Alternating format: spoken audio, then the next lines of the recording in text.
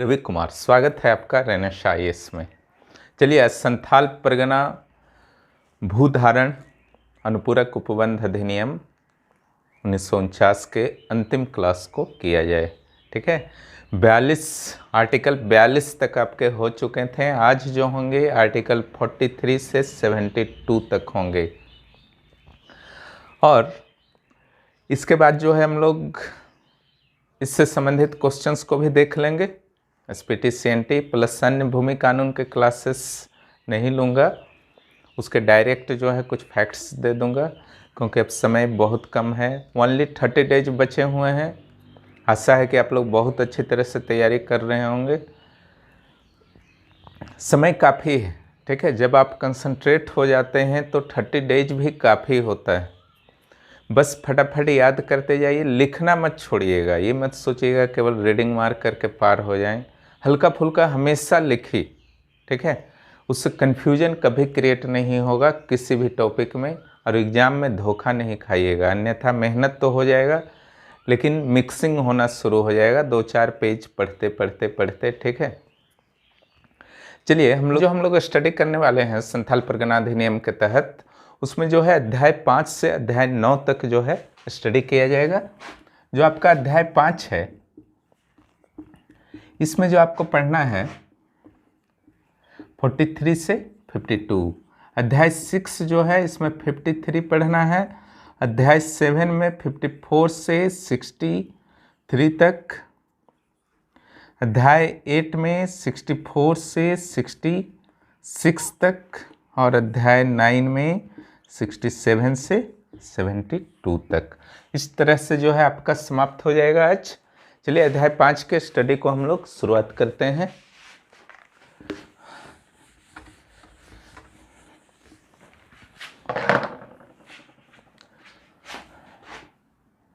अध्याय 5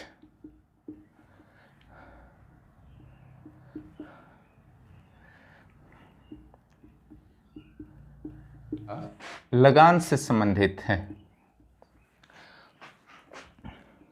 43 में सबसे पहले ही स्पष्ट कर दिया गया है कि वस्तु के रूप में लगान किसी तरह से वैध नहीं होगा।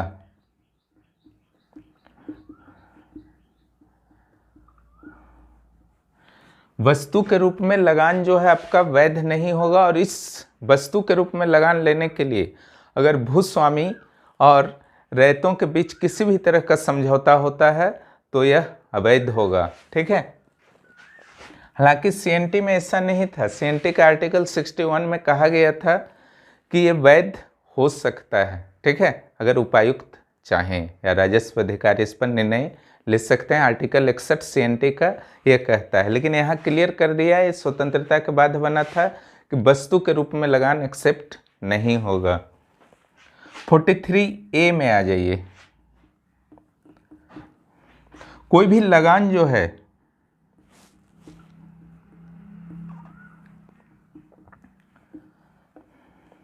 कोई भी लगान 3 माह के अंत तक दे देना है। प्रत्येक माह भी दे सकते हैं, लेकिन तिमाही के अंत तक में एनी हाउ दे देना है। अगर नहीं देता है कोई भी रैयत लगान, तब होगा क्या, वो बकाया लगान में चला जाएगा। ये है 43A। 44, सूचना के अभाव में अगर ग्राम प्रधान या भूस्वामी बदल गए हैं, ठीक है, और लगान जो है पुराने वाले भूस्वामी या ग्राम प्रधान या मूल रैयत को किसी रैयत के द्वारा दे दिया जाता है, ठीक है, तो उस नुकसान के लिए जो नए रैयत हैं या नए भूस्वामी हैं वो उत्तरदायी नहीं होंगे, ठीक है। नए मूल रैयत या ग्राम प्रधान या भूस्वामी वो उत्तरदायी नहीं होंगे, क्योंकि किसी की भी पोस्ट इनमें से स्थायी है नहीं, ठीक है, और किसी कारणवश से किसी को सूचना नहीं मिला, पुराने वाला को दे दिया, तो जो है आपका नुकसान जो भी हुआ उसके लिए नए वाले उत्तरदायी नहीं होंगे, ठीक है। ये चीज़ जो है क्लियर कहा गया है। आर्टिकल 44 में। अब आर्टिकल 45 पर आते हैं हम लोग।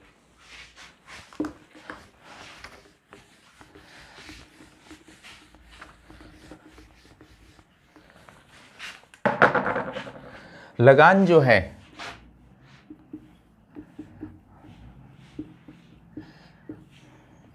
मनी ऑर्डर के द्वारा भी दिया जा सकता है। क्लियर? इसमें सारे आ जाएंगे, रैयत भी दे सकते हैं, ग्राम प्रधान, मूल रैयत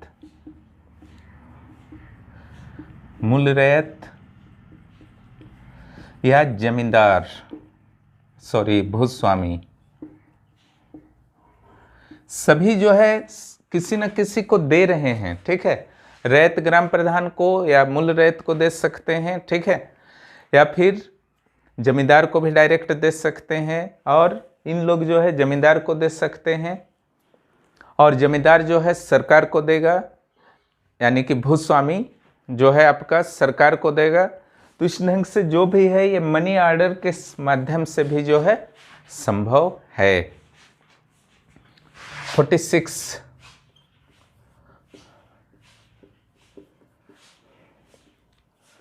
लगान का लेखा जोखा।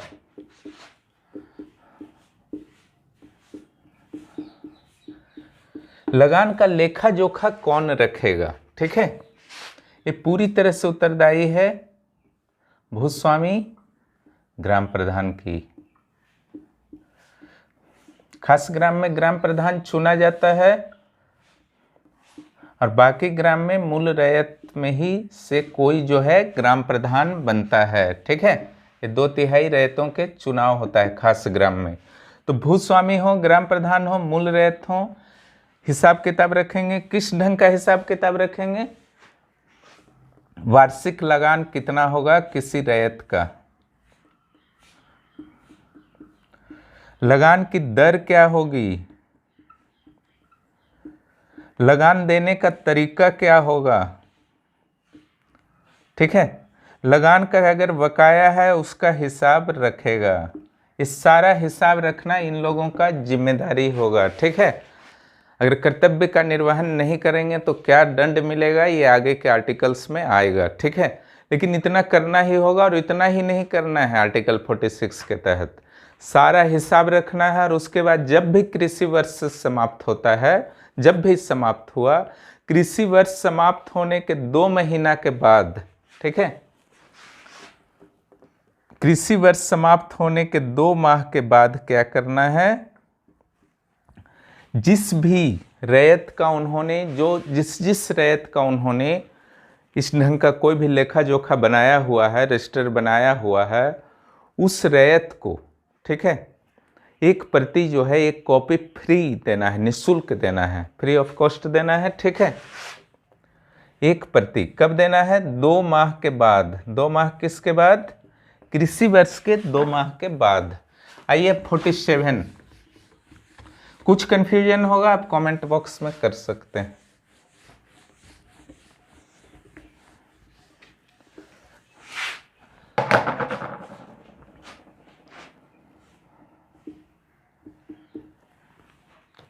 कोई भी लगान कलेक्शन किया जाता है किसी भी स्तर पर, ग्राम प्रधान के द्वारा या भूस्वामी के द्वारा, ठीक है, रसीद देना परम आवश्यक होगा। ठीक है, किसके लिए? जो लगान को एक्सेप्ट कर रहा है, चाहे लगान हो या ब्याज, इसके बदले में रसीद देना बहुत जरूरी होगा। क्लियर? नहीं देगा तो दंड मिलेगा। देखा था CNT 1908 में कि आर्टिकल 54 के तहत रसीद देना जरूरी था, अन्यथा 1 माह का दंड या 100 रुपये का जुर्माना हो सकता था CNT में। ठीक है, इसके क्या प्रावधान है नहीं है, ये आगे दंड का एक अलग अध्याय बना दिया गया है। विविध में दंड का एक अलग आर्टिकल बोल सकते हैं, अध्याय तो अलग नहीं बनाया गया है। लेकिन आजकल के जितने भी श्रमिक कानून होते हैं, LSW जो पढ़ते होंगे जानते होंगे, उसमें दंड का एक अलग अध्याय ही बना दिया जाता है। क्लियर? तो यहाँ आर्टिकल 54 था CNT में, और यहाँ पर जो है रसीद के लिए 47 है आर्टिकल। आइए 48 में हम लोग चलते हैं। लेखा जोखा या ब्याज, लगान, कोई भी वर्क किया जा रहा है, लेखा जोखा किया जा रहा है, ब्याज का या लगान का रसीद दिया जा रहा है, ठीक है। तो इसका अर्थ ये नहीं है कि मनमाने ढंग से रसीद दे दिया जाएगा, उसी रसीद को दिया जाएगा जो सरकार द्वारा निर्धारित किया गया है, इसका प्रारूप, ठीक है। उसी तरह से लेखा जोखा रखा जाएगा जिसका प्रारूप जो है सरकार ने निर्धारित किया है। जो भी इस ढंग के वर्क किए जा रहे हैं उसका लेखा जोखा कौन तैयार करेगा, ठीक है, सॉरी, उसका जो प्रारूप कौन तैयार करेगा। मान लीजिए कि रसीद काटना है, ठीक है, या तो ग्राम प्रधान को या भूस्वामी को, कहीं भी। एक गांव का जो है ग्राम प्रधान दूसरा टाइप का रसीद दे रहा, दूसरा गांव का ग्राम प्रधान तीसरा टाइप का रसीद दे रहा। उसी ढंग से जो लगान का लेखा जोखा करना है आर्टिकल 46 के तहत, तो एक गांव का दूसरा कर रहा है, एक भूस्वामी अलग टाइप का लेखा जोखा कर रहा, ठीक है। तब जब भी ऑडिट करने वाले पदाधिकारी जाएंगे अलग अलग जगह में, तो उनको तो प्रशिक्षण दिया जाता है कि ऐसा होता है लेखा जोखा, रसीद ऐसा होता है, और वहाँ पर हर जगह उनको जो है अलग अलग टाइप का मिलेगा, तो पूरी व्यवस्था जो है चरमरा जाएगी, ठीक है। इसलिए आज भी आपका एप्लीकेशंस का फॉर्मेट हो या फिर आपसे अगर आपत्ति मांगा जाता है प्रारंभिक परीक्षा देने के बाद कि उत्तर में अगर आपत्ति हो तो आप हम भेजिए आयोग को, तो वहाँ पर भी एक फॉर्मेट जारी किया जाता है। सबको अलग अलग फॉर्मेट में भेजने लगेंगे तो दिक्कत हो जाएगा। अब आशा है कि आप समझ गए होंगे। इसलिए चाहे ये सब का वर्क का जो भी रसीद वगैरह हो, पंजी हो, ठीक है, इसका प्रारूप कौन निर्धारित करेगा? राज्य सरकार। चलिए अब 49 में प्रभार, लगान का प्राथमिक प्रभार।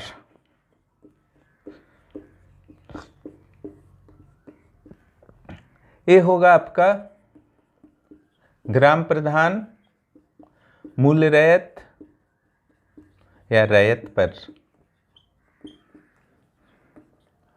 या रैयत पर।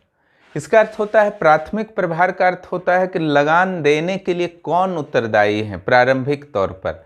यहाँ भूस्वामी का नाम नहीं आएगा, ठीक है, क्योंकि वो लगान कलेक्टर हैं, देने वाले नहीं हैं। ग्राम प्रधान, मूल रैयत का दोनों रोल है, ये ग्राम लगान लेते भी हैं और देते भी हैं, ठीक है।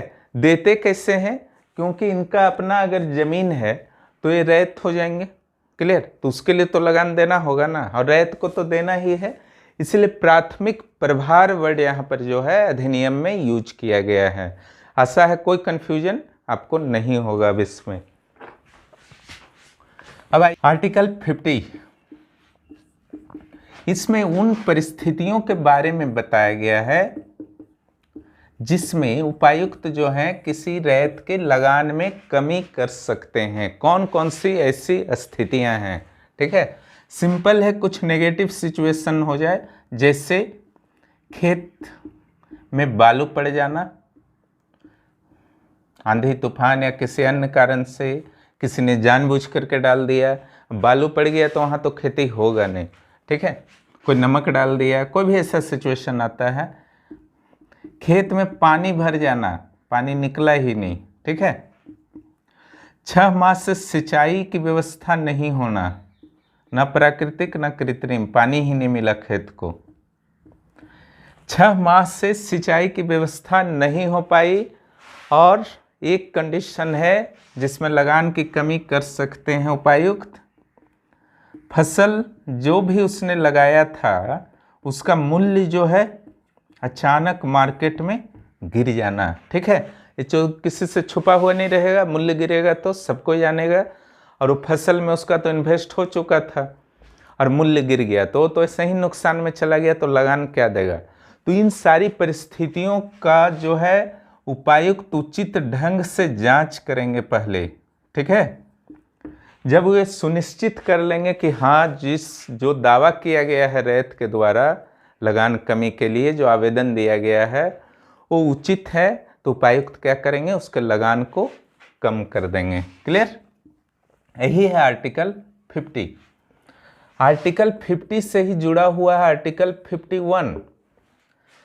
जब लगान घट गया तब मन में ये सवाल उठता है कि आखिर ये लगान जो घटा हुआ है कब तक घटा हुआ रहेगा।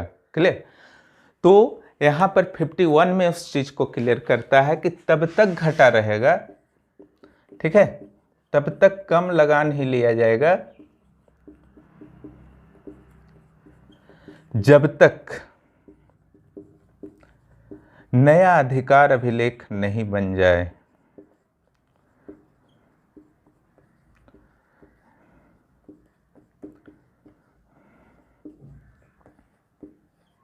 फिर से एक अभिलेख बना दिया जाएगा, सब मौसम जो है आपका नॉर्मल हो जाता है, हर चीज जो प्रॉब्लम्स थे नॉर्मल हो जाते हैं, तो फिर से एक अधिकार अभिलेख बना के लगान को यथावत कर दिया जाएगा। 51 में दिया गया है। 52 आर्टिकल जो है आपके लिए बहुत इंपॉर्टेंट है, 52 को अच्छी तरह से याद कर लीजिएगा।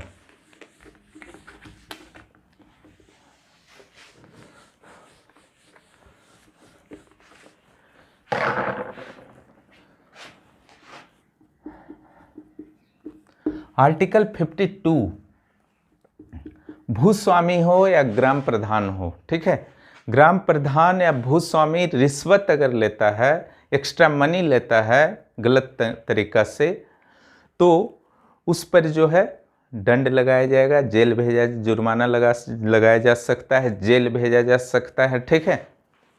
अब देखिए यहाँ पर कंडीशन क्या बनता है। जो ग्राम प्रधान या मूल रैयत है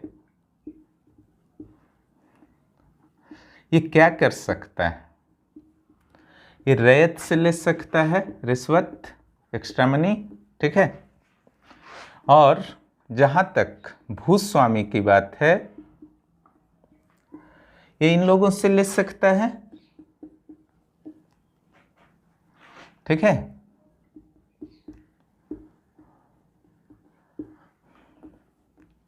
ग्राम प्रधान या मूल रैयत जनरली डायरेक्ट कांटेक्ट नहीं होता था संथाल परगना क्षेत्र में, क्योंकि बीच में ग्राम प्रधान या मूल रैयत होते थे, ठीक है। मूल रैयत ही ग्राम प्रधान होंगे गैर खास ग्राम में, और ग्राम प्रधान सिर्फ ग्राम प्रधान होंगे, मूल रैयत नहीं होंगे, ठीक है, खास ग्राम में। क्लियर?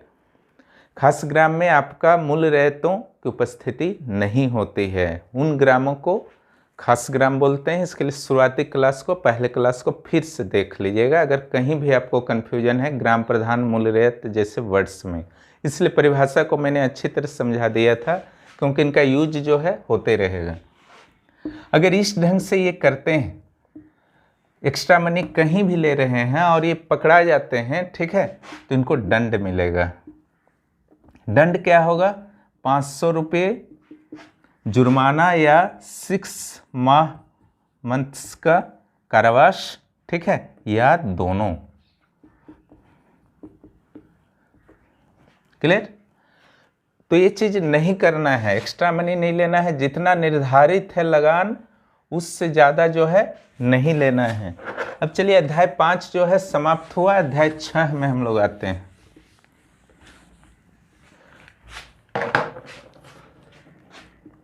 अध्याय 6 जो है सिर्फ और सिर्फ एक आर्टिकल है यहाँ पर 53।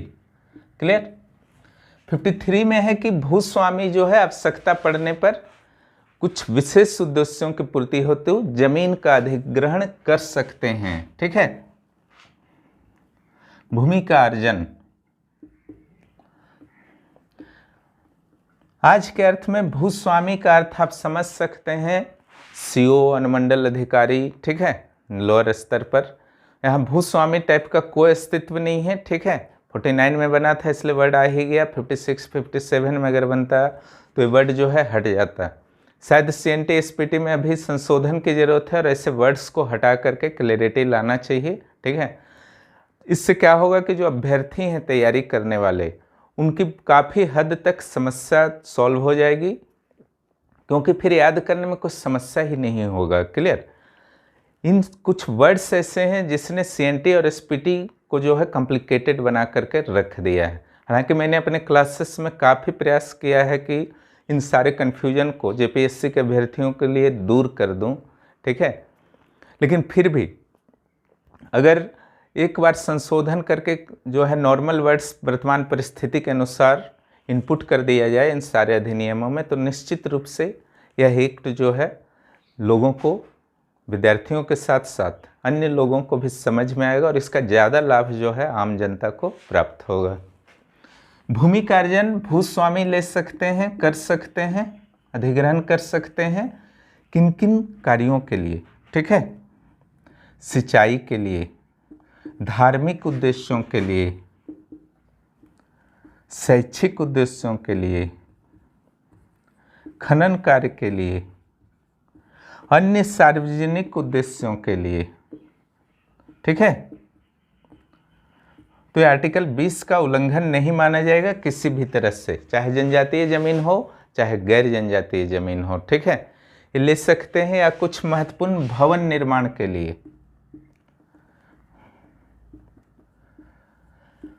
इस सारा प्रावधान जो है अध्याय 6 के आर्टिकल 53 में दिया गया है, लेकिन इसी आर्टिकल में यह भी स्पष्ट कर दिया गया है कि अगर किसी भूस्वामी के द्वारा या किसी के लिए भी भूमि का अधिग्रहण किया जाता है, लेकिन 5 वर्ष तक जिस उद्देश्य से अधिग्रहण किया गया था, मान लीजिए सिंचाई के उद्देश्य से अधिग्रहण किया गया था, अब 5 वर्ष तक कोई यूज ही नहीं किया गया, क्लियर। 5 वर्ष तक उस उद्देश्य की पूर्ति हेतु एक स्टेप भी नहीं बढ़ा गया, तो उपायुक्त क्या करेंगे, उस अधिग्रहण को रद्द कर देंगे, ठीक है। डीसी क्या करेंगे, रद्द कर देंगे जिस उद्देश्य की पूर्ति के लिए किया गया था, ठीक है। कुछ ऐसा ही प्रावधान जो भूमि अधिग्रहण अधिनियम 1894 में जो संशोधन करके लाया गया भूमि अधिग्रहण अधिनियम 2013, तो उसमें भी कुछ ऐसा ही प्रावधान है कि जमीन जिस उद्देश्य से अधिग्रहण किया जा रहा अगर नहीं यूज होता है तो अधिग्रहण को जो है रद्द करके स्वामी को वापस किया जा सकता है, क्लियर। रद्द कर देंगे। यहाँ पर बहुत सारा फिर कंडीशन है रद्द करने के बाद, या तो भूस्वामी को वापस किया जाएगा या फिर नए तरीके से बंदोबस्त किया जाएगा, किसी और को उत्तरदायित्व दिया जाएगा अगर वह प्रोजेक्ट जो है बहुत ज़रूरी है, ठीक है। जिसको उत्तरदायित्व दिया गया था वो इस उत्तरदायित्व को पूरा करने में चूंकि अक्षम रहा, इसलिए उस व्यक्ति को या उस कंपनी को संस्था को दे दिया जाएगा जिस पर विश्वास हो, सरकार को, उपायुक्त को, क्लियर। ये है आपका अध्याय 6।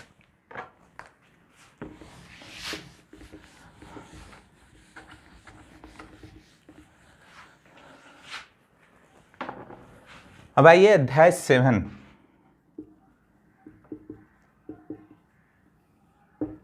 यहाँ जो है आपका 54 से 63 तक चलेगा, ठीक है। इसमें न्यायिक प्रक्रिया है,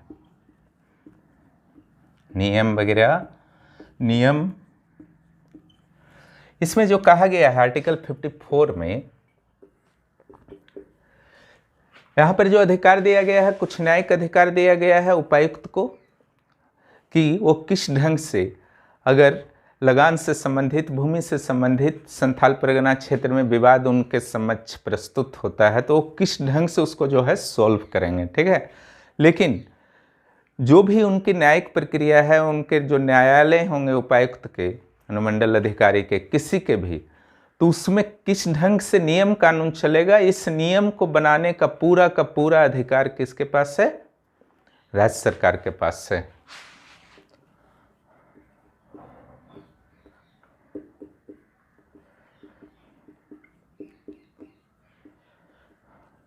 अधिकार राज्य सरकार के पास है।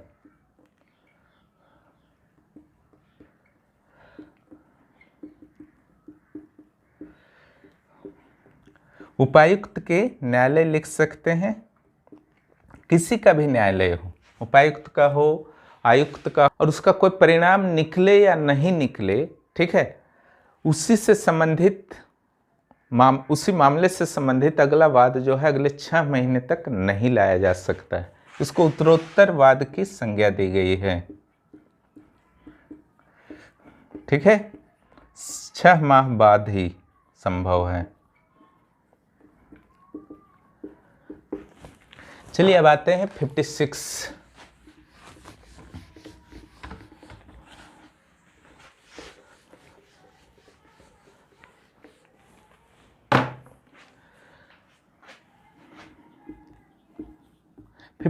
में क्लियर कहा गया है, किसी भी रैयत को तब तक बेदखल नहीं कर सकते हैं आप जब तक उपायुक्त की आदेश ना हो, सहमति नहीं हो। क्लियर, चाहे जो भी प्रॉब्लम्स हो, ठीक है, लेकिन उपायुक्त की सहमति के बिना किसी भी रैयत को बेदखल नहीं किया जा सकता है। और अगर बेदखली सही होता है कि करना ही पड़ेगा, उपायुक्त का आदेश भी हो गया, तो भी यही आर्टिकल 56 आर्टिकल कहता है कि निवास स्थान जो उसका है, घर जहां पर बना हुआ है, इससे बेदखल जो है आप नहीं कर सकते हैं। क्लियर, इस चीज को ध्यान रखिएगा। एक तो उपायुक्त के आदेश के बिना बेदखल नहीं होगा, और दूसरा जो है निवास स्थान जो है वो जमीन हो गया और निवास स्थान हो गया, उससे बेदखल किसी स्थिति में नहीं किया जाएगा, भले ही कितना भी लगान बकाया हो या कुछ भी गलती हो। क्लियर, आइए अब 57, 58 एक साथ स्टडी कीजिए। ये जो है अपील से रिलेटेड है। चूंकि न्यायिक प्रक्रिया जो है अनुमंडल अधिकारी स्तर से ही चलती है, ठीक है, तो किनके विरुद्ध कहां पर अपील करना है ये इन आर्टिकल्स में बताया गया है। ठीक है, 57 आर्टिकल्स जो है वो कहता है कि उप समाहर्ता अनुमंडल अधिकारी को समझ सकते हैं, ठीक है,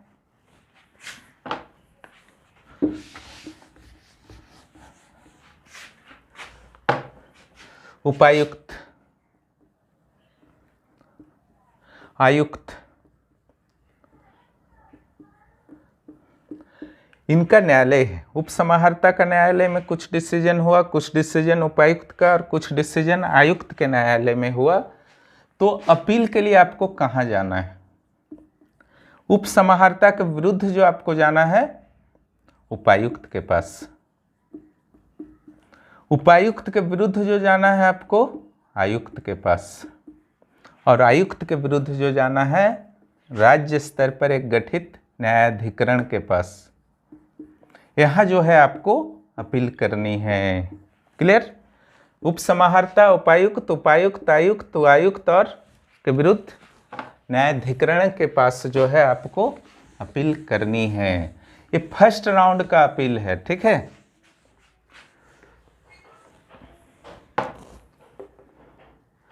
फिफ्टी 58 में जो आपका कहा गया है दूसरी अपील,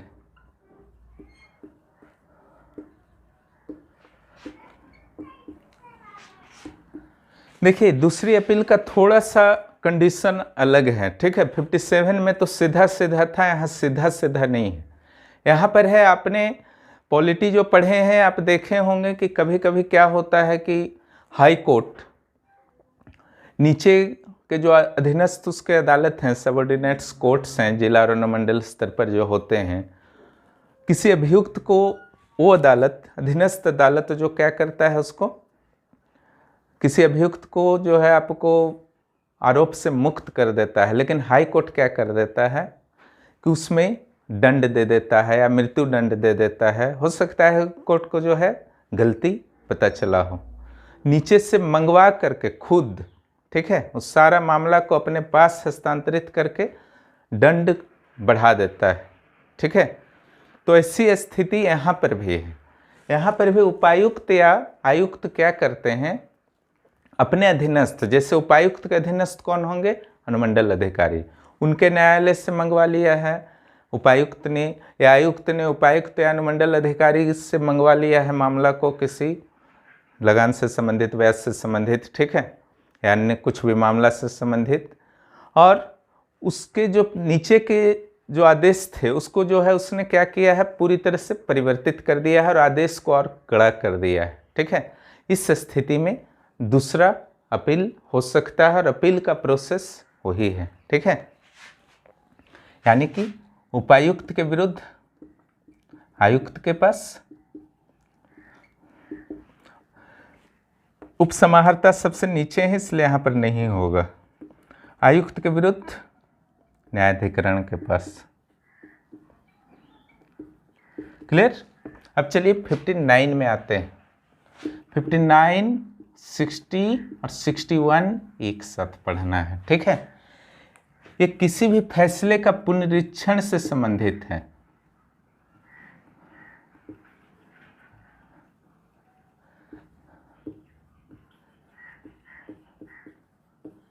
पुनर्निरीक्षण से संबंधित है। ठीक है, ये तीनों 59, 60 और 61।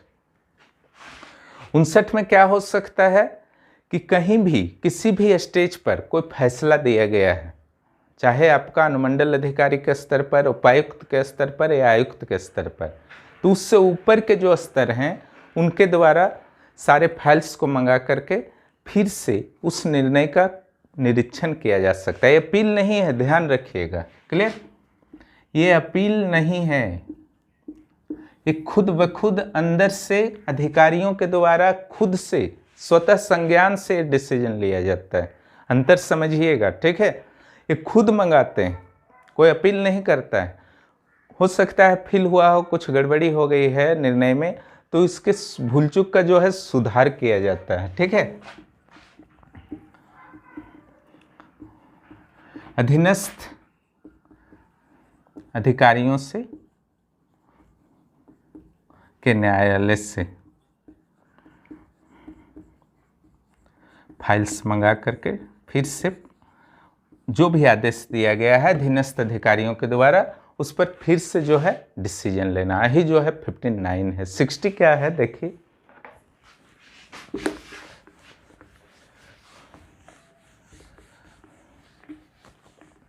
$59, $60, $61 ये तीनों क्या चीज से संबंध रखता है? पुनर्निरीक्षण से। 60 क्या बोलता है कि कोई भी अधिकारी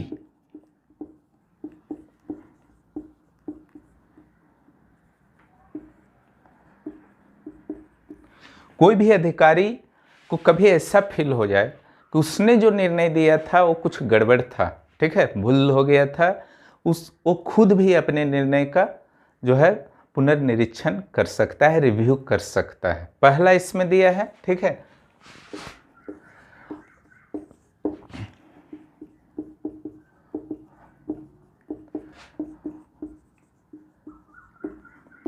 दूसरा ये भी हो सकता है कि उस अधिकारी से पहले कोई और अधिकारी रहा होगा, ठीक है, उससे अगर कुछ गलती हो गई है और जो नया अधिकारी आता है, प्रभार लेता है, नया जो अधिकारी की पोस्टिंग होती है, उसको लगता है कि जो पहले वाले अधिकारी थे उनसे कुछ गलती हो गई थी, ठीक है, तो भी पुनर्निरीक्षण उनके आदेश का भी, पहले वाले अधिकारी का भी वह कर सकता है। यहाँ पर दो चीज हुआ, एक खुद के आदेश का पुनर्निरीक्षण करना, दूसरा उसी ऑफिस में जो उससे जस्ट पहले थे और उससे भी पहले थे, जस्ट पहले का मैटर नहीं है, कोई भी पहले वाले अधिकारी, जहाँ पर भी, जिस स्टेज पर भी जिस नए अधिकारी को पता चलता है कि पहले वाले किसी भी अधिकारी से कुछ गलती हुई है, तो उनके निर्णय का भी पुनर्निरीक्षण, रिव्यू कर सकते हैं और नए आदेश जारी कर भूल चूक को सुधार कर सकते हैं।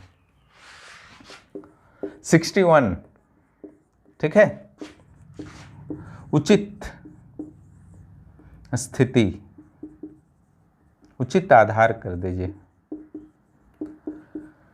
पुनर्निरीक्षण का कार्य तब तक नहीं होगा क्योंकि अपील की सुविधा तो है ही, ठीक है, 57-58 के तहत, तो 59, 60, 61 किसी 59 और 60 आर्टिकल का तब तक प्रयोग नहीं होगा जब तक आधार जो है स्ट्रॉन्ग नहीं हो, उचित नहीं हो, ठीक है, तब ही पुनर्निरीक्षण जो होगा, ठीक है, होगा। क्लियर। अब आइए, रिव्यू तब भी होगा जब उचित आधार हो। 62 में आ जाइए, जो भी अधिकारी होंगे, चाहे उपसमाहर्ता हों, उपायुक्त हों, ठीक है, आयुक्त हों, उन पर नियंत्रण कौन करेगा? क्लियर, वो किसके आदेश के अनुसार जो है वर्क करेंगे। तो ये बहुत ही सिंपल है। उपसमाहर्ता को कौन करेंगे नियंत्रित?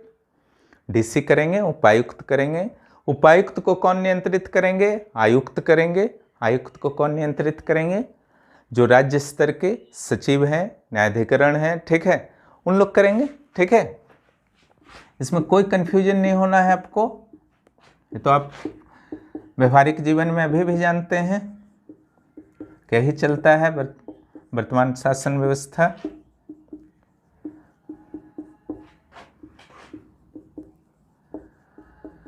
क्लियर? 63 इसमें कहा गया है कि कुछ ऐसे मामले हैं इस अधिनियम के तहत जिसमें अंतिम निर्णय लेने का अधिकार किसका है? उपायुक्त का है।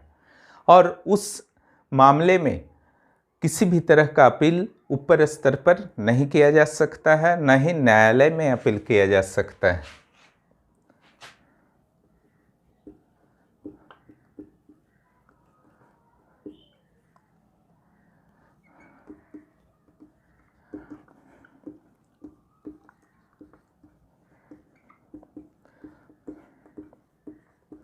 यहाँ पर जो भी निर्णय उपायुक्त ले लेंगे वो अंतिम होगा।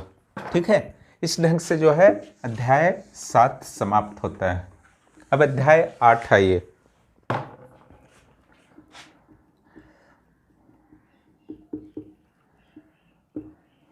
अध्याय 8 जो है आपका 64 से 66 है, ये परिसीमा है। क्लियर? वहां भी परिसीमा मैंने पढ़ाया था। परिसीमा का अर्थ होता है कि अलग अलग कार्यों के लिए कितना जो है समय दिया गया है। समझ गए ना? तो पहला जो आर्टिकल आपका है 64, इसमें कहा गया है कि सामान्य रूप से किसी भी वर्ग के लिए 1 वर्ष की जो है समय सीमा होगी।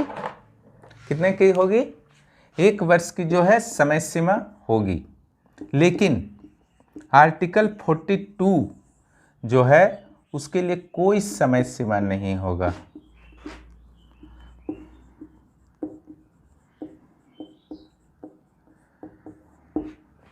आर्टिकल 42 में स्पष्ट किया गया था, ठीक है, कि अगर उल्लंघन किया जाता है आपका उस अध्याय के किसी भी पार्ट्स का, क्लियर, तो बेदखल कर दिया जाएगा और इसके लिए कोई समय सीमा नहीं होगा। और उस अध्याय में क्या था? बंजर और खाली जोत, क्लियर, वो गलत ढंग से किसी और ने अपने नाम पर बंदोबस्त करा लिया है जो योग्य नहीं था। तो आर्टिकल 42 में मैंने बताया था कि इसके लिए जो है कोई समय सीमा नहीं होगा। उसके बाद आइए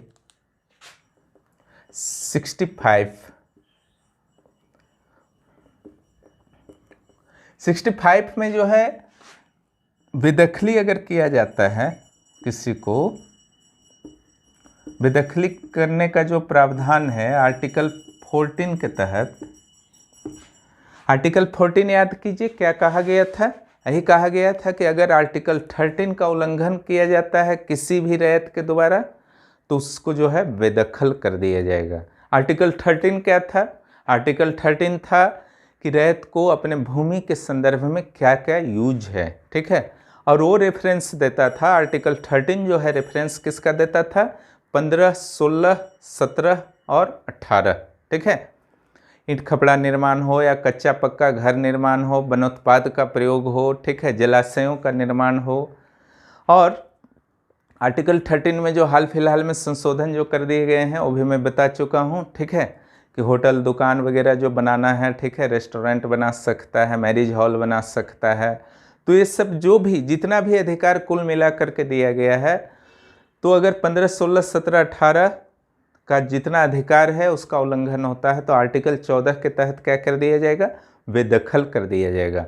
अब बेदखल कब तक किया जा सकता है? ठीक है, तो जब भी आर्टिकल 15, 16, 17, 18 का जो भूमि उपयोग किस ढंग से करना है उसके उल्लंघन किसी भी रैयत के द्वारा किया जाता है और जिस दिन पता चलता है उसके विरुद्ध जिस दिन आवेदन दिया जाता है, नहीं दिया जाता है, जब पता चलता है तो 2 वर्ष तक का, उल्लंघन से 2 वर्ष तक का समय होगा, ही परिसीमा है।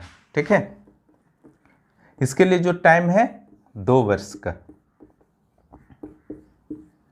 यह है आर्टिकल 65 कि बेदखली जो है कानून के उल्लंघन के अगले 2 वर्ष तक हो सकता है।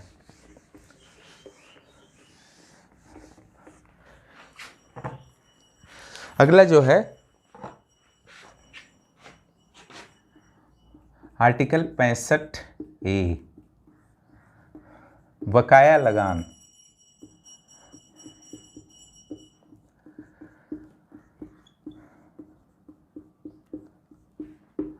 बकाया लगान की वसूली के लिए अगले 10 वर्ष तक कभी भी वाद दायर किया जा सकता है। इस सीमा के बाद फिर अलाउड नहीं होगा। बेदखली के लिए 2 वर्ष था 65 में, और 65A में ही बताता है कि बकाया लगान के लिए अगला 10 वर्ष तक। ये 65A है।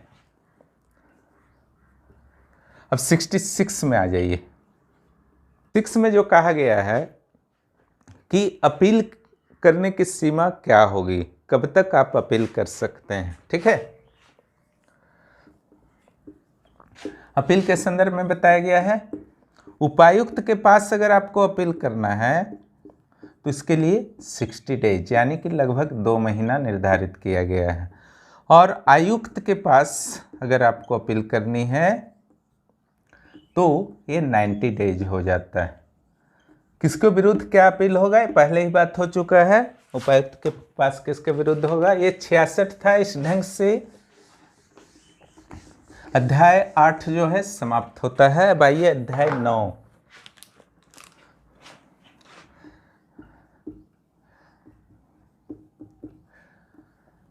अध्याय 9 जो है 67 से 72 है। विविध आप बोल सकते हैं।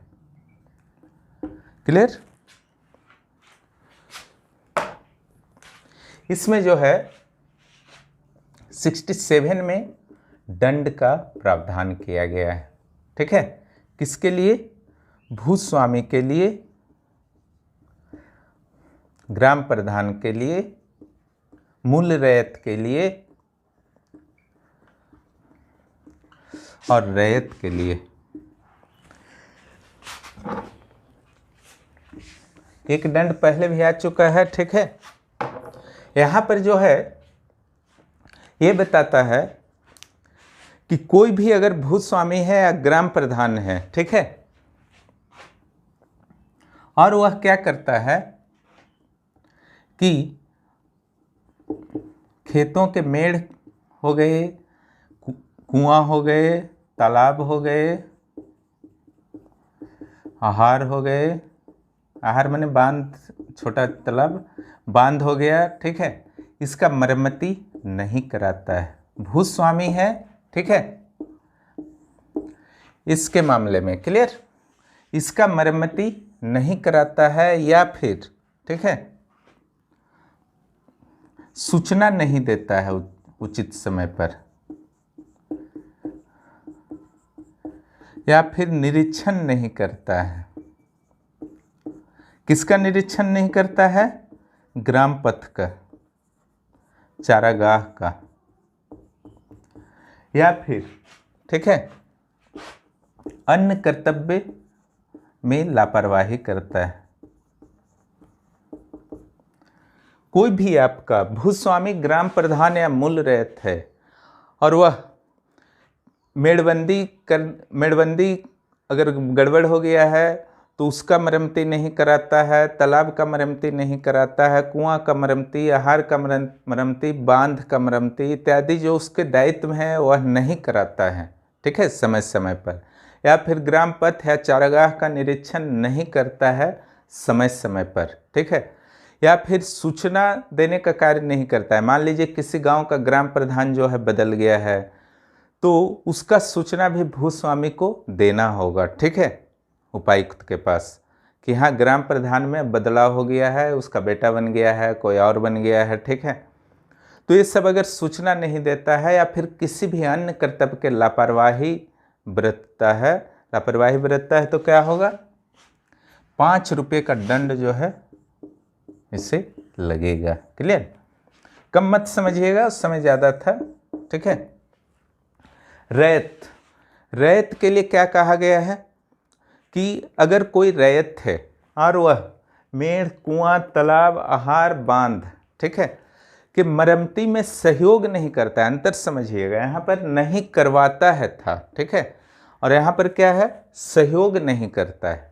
उसी ढंग से निरीक्षण जो इसका है कि निरीक्षण नहीं करता है, इसका है कि ग्राम पथ या चारागाह, ठीक है,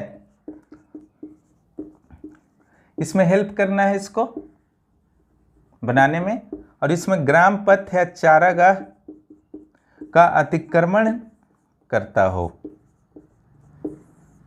ठीक है। अतिक्रमण की समस्या गांव में अक्सर देखी जाती है। अपना खेत है, थोड़ा काट के बढ़ाता जाता है, ठीक है, खास करके जो उस गांव में रहते नहीं हैं। तो ऐसा अगर कोई भी रैयत करता है, ठीक है, कि अतिक्रमण कर रहा है ग्राम पथ और चारागाह का, या फिर तालाब हो, कुआं हो, आहार हो, बांध हो, ठीक है, ये सब के निर्माण कार्य में सहयोग नहीं कर रहा है, तो ऐसे रैयत पर 5 रुपये का जुर्माना लग सकता है। क्लियर? दोनों का समझ गए होंगे 67 में। अब हम लोग चलते हैं 68। 67 को अच्छी तरह से थोड़ा कर लीजिएगा, बहुत इंपॉर्टेंट है कि दायित्व निर्वाह नहीं करने पर 5 रुपये का दंड है। और दायित्व कौन कौन सा है रैयत के लिए और भूस्वामी के लिए, ठीक है। सूचना देना रैयत में शामिल करना जरूरी नहीं था, ठीक है। अब आइए हम लोग आते हैं 68 पर।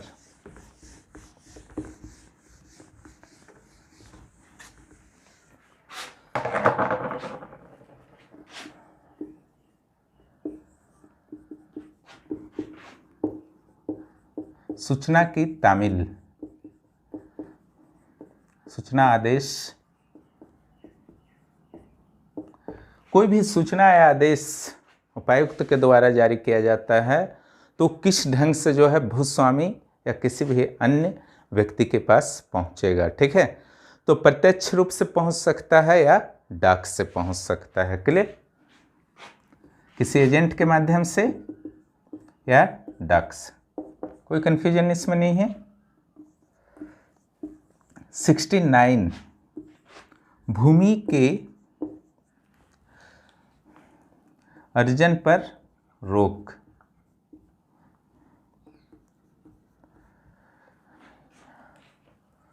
रोक। क्लियर? 69 थोड़ा इंपॉर्टेंट है। धारा 20, धारा 20 को फुल कंट्रोल में लेना है आपको। इस आर्टिकल के धारा 20 को फुल कंट्रोल में लेना है। इसका उल्लंघन कर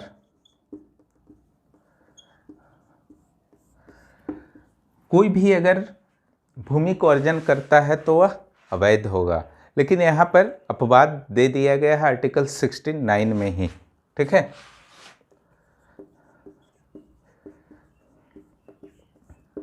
अपवाद दिया गया है उस समय जो था भूमि अर्जन अधिनियम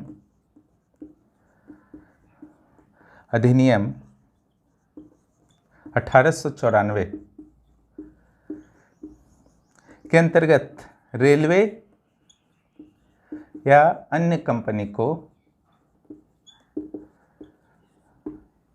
रेलवे या अन्य कंपनी को अगर भूमि दी जा रही है अधिग्रहित कर, ठीक है, अध्याय 6 में भी आर्टिकल 53 में भी आपने पढ़ा, तो वह अवैध नहीं होगा, आर्टिकल 69 का उल्लंघन नहीं होगा, ठीक है। उसी ढंग से अगर जाहिर स्थान, शमशान या कब्रिस्तान या अन्य सार्वजनिक कार्यों के लिए भूमि प्राप्त की जा रही है तो इस एक्ट का, इस धारा का किसी तरह से कोई उल्लंघन नहीं होगा, ठीक है। अब चलिए हम लोग आते हैं 70 पर।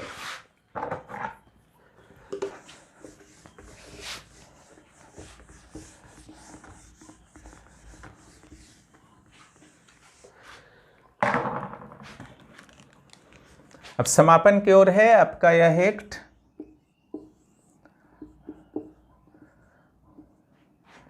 लगान की बकाया लगान से संबंधित ये आर्टिकल है ना। विविध इसमें डाल दिया है, जो बचा खुचा है पूरा डाल दिया है अध्याय 9 में, ठीक है। बकाया लगान की वसूली, कुछ क्षतिपूर्ति अगर है, ठीक है, तो ये सब जो है आपका आर्टिकल जो है 70 में समाहित किया गया है, ठीक है। इसमें कोई कंफ्यूजन नहीं होना है। 71,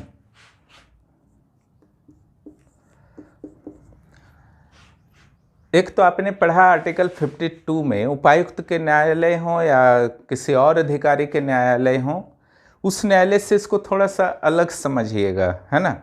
जो सामान्य न्यायालय होते हैं उससे थोड़ा अलग समझिएगा। उपायुक्त आयुक्त का न्यायालय अभी भी होता है उनका कोर्ट, ठीक है। तो दोनों का जो पावर्स है वो पूरी तरह से बटा हुआ है, क्लियर।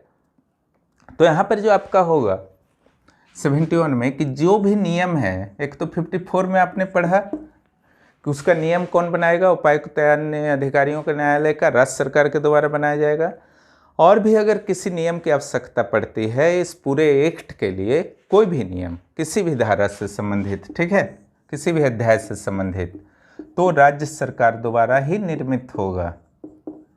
कोई कंफ्यूजन इसमें नहीं है। चलिए 72, अन्य अधिनियम।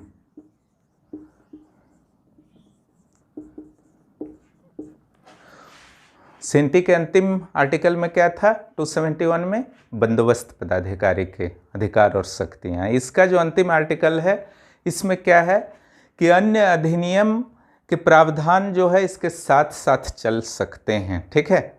बहुत सारे अधिनियम जमीन से जुड़े हुए हो सकते हैं, केंद्रीय हो सकते हैं, राज्य के कुछ हो सकते हैं, ठीक है। तो संभव है कि संथाल परगना अधिनियम जो जमीन का है उसके साथ साथ चल सकते हैं, लेकिन उसी सीमा तक, उसी लिमिटेशन भी बताया गया है, उसी सीमा तक जिस सीमा तक उस अधिनियम के प्रावधान जो है संथाल परगना भूधारण अधिनियम के प्रावधानों का उल्लंघन नहीं करते, ठीक है। उसी सीमा तक जहां तक उल्लंघन ना करते हो, क्लियर।